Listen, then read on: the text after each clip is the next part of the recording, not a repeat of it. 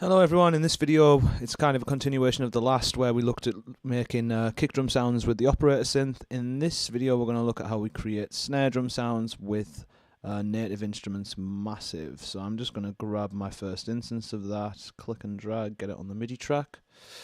Cool. While I'm on as well, I'm just going to quickly grab the MIDI clip as well. So go away Massive please. Click and drag this down here. Awesome, and then give me the same color. Okay, so in similar fashion to the last tutorial, I'm going to rename this snare. I don't know what it's going to be yet. Actually, let's call it the snap. Yeah, and let's mute my kick channel as well. So Massive starts with this square wave, square saw vibe when you first bring it in. And I'm not going to be using any of the actual oscillators here. I'm going to be getting rid of those just by clicking the name of each. And we're really only going to be using the noise channels here. Now, the reason I use Massive for snare samples is because it's got a pretty nice selection of unconventional noise algorithms. And this is the one I was using in class, this metallic one. Really good for these snappy, almost like garage or hip-hop or whatever type snares. We've got two parameters here on the noise channel. One of them is color, which is kind of like a bit of a filter, I guess. You've got like murky sounds down here, and you've got super bright sounds up the top, and we're going to be using that to our advantage here. So I'm going to push my amp up and push my color up to about 9 o'clock, and we get this sort of sound. Let's just push this color a bit further so you can hear what it's doing.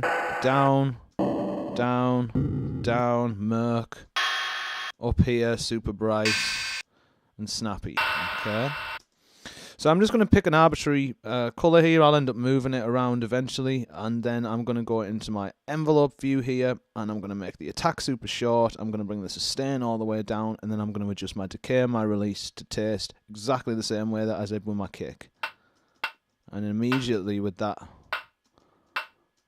let's just push the amp up.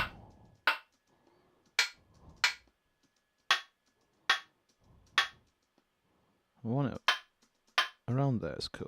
Let's push it up to filter 1, and let's just boost the master a little. Cool, and again, this decay and release are kind of up to you where you want to put them, but this will heavily shape the characteristic of your snare. I want mine super short here. Okay, cool. That's enough. I'm done with this layer. I might make changes later on. I can close that now, and what I'm going to do is duplicate that track entirely, and let's call this one snare body. And let's make sure we're in the right track here. Open up Massive, and all I'm going to do here is adjust the same parameters. I'm going to move the color around, and I'm going to move the amplitude envelope around as well. So, I mean, just adding that sounds super sick to me. I might give it a bit more decay, but actually bring the volume down. Maybe a bit too much decay. But I'm looking for like let's bring it down.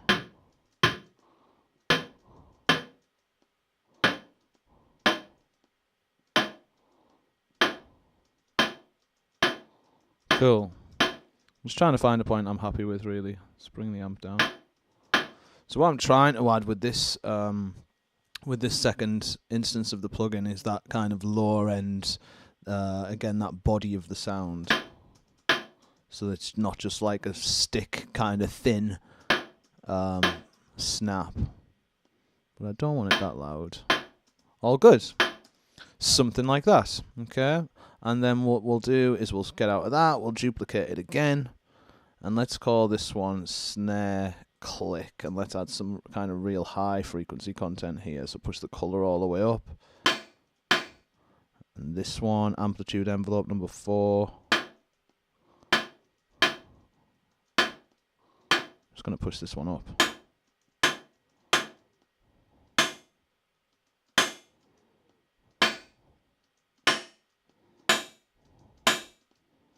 It's almost got like a hi-hat sound to it with that amount of brightness. Maybe we could try one of the other, pardon me, noise channels here. Let's try the aluminium.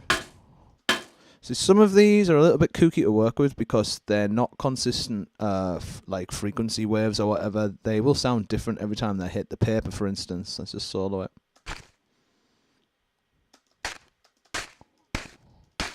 Kind of sounds slightly different. Remember, this is a wavetable synth, so I'm assuming it's kind of cycling through some different wavetable positions or something, like on a constant loop. I don't know. Some of them do it, some of them don't.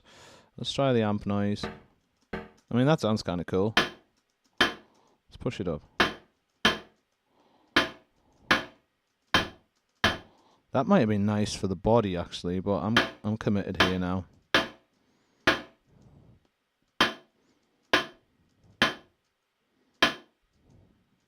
Okay, it's sounding okay. It hasn't really ended up like a click, this. Let's just solo it. I guess it has. And I'm just going to tune the original one by jumping into it here. It's the snap. And I'm just going to move this around.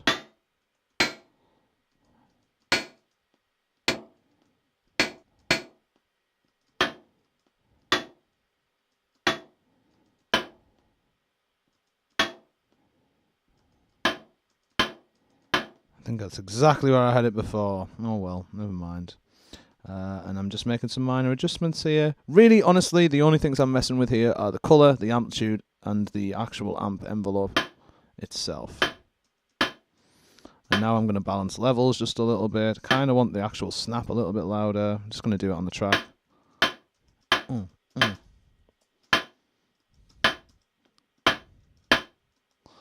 And I might EQ this. Oh, what am I doing? Okay. Into the audio effects. I might EQ this click section. Really just want to take that high end off. I have this preset that just takes low end off for me. That's sounding cleaner. I'm just going to adjust these volumes now.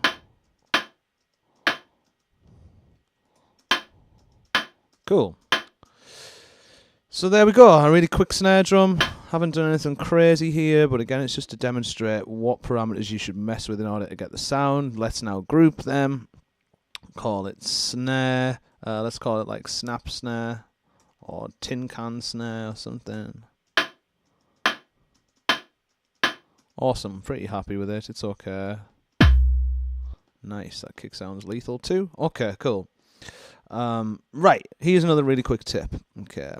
And you see this a lot, and I demonstrated this in class as well. If I look for a snap here. Cool, okay, this is a good example of it.